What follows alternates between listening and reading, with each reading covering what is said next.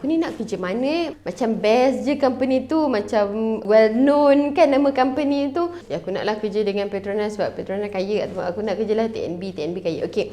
Kebanyakan kita ada kecenderungan untuk memilih kerja dekat company besar berbanding dengan company kecil. So kali ni kita akan kongsi pada korang apa beza bekerja dekat company besar dengan company kecil. Pertama adalah dia punya working environment. So bila kata kerja dekat company besar, dia punya staff pun ramai, berpuluh-puluh dan beratus-ratus orang. Memanglah berbeza dengan mereka yang bekerja dekat company kecil yang hanya ada 5 ke 10 orang. So dari sudut situ kita dah tengok environment tu dah berbeza. Company besar ni masuk office besar, beramai-ramai, semua satu floor ataupun 2-3 floor. Tapi kalau company kecil tu sewa shop lot je kan. So kerja dekat situ. Itu pertama, dia punya dari sudut environment. So bila kerja kat company besar ni, kita kenal lebih ramai orang, kita berjumpa dengan macam-macam orang. Tapi kalau company kecil ni, orang-orang itu juga, itulah geng lunch, itulah juga geng outstation, itulah juga dia juga. Yang kedua, apa perbezaan yang paling ketara adalah job scope. Kalau di company besar, dia dah ada specific job scope. Contoh, business development executive. So, dia dah ada job scope sebagai business executive. So, apa yang korang kena buat? Ada KPI yang nak kena capai dan sebagainya.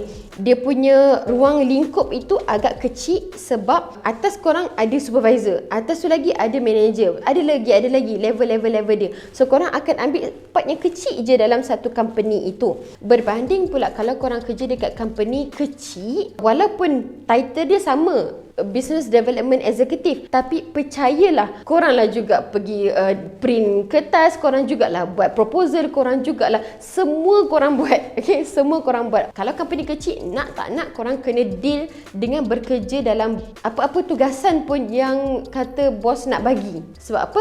Bos takkan hire ramai orang untuk buat sesuatu pekerja tu. So dia hire seorang yang boleh buat banyak-banyak perkara. Jadi apa kelebihan pula kerja company besar atau company kecil ni? Pertamanya, kalau korang kerja dekat company besar, macam saya cakap tadi, kita boleh kenal ramai orang. So situ kita boleh develop kita punya social skill, kita punya communication skill, kita punya networking dan sebagainya, dan dengan harapan kita boleh naik pangkat ataupun kita boleh pergi ke tempat-tempat lain. Cuma kekurangan pula kalau kerja dekat company besar ini, peluang untuk korang naik pangkat ataupun peluang untuk korang di acknowledge oleh bos ni agak tipis sebab ramai. Berbanding pula dengan kerja dekat company kecil, antara kelebihan dia yang korang boleh dapat adalah korang akan dapat banyak sangat ilmu mengenai pengurusan company ataupun kerja-kerja yang related ataupun tak related pun dengan korang punya job scope. So, bila kata kita ni dah banyak skill-skill ataupun kita banyak kemahiran, senanglah korang nak pergi company lain ke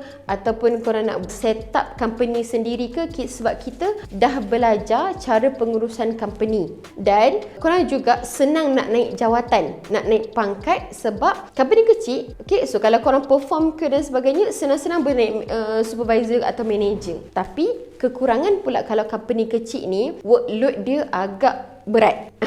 Memang kerja banyak. Jangan fikir duduk company kecil ni goyang kaki. Tak. Duduk company kecil lah lagi banyak workload sebab kita tak ramai. So nak menjalankan operasi syarikat tu, nak tak nak kita kena juga involve dengan semua aktiviti. Okay?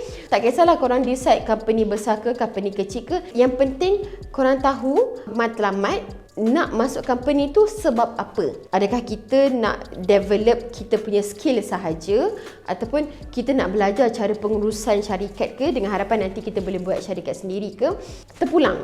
Yang penting korang ada matlamat dulu sebelum masuk ke sesuatu syarikat. Okay? So good luck.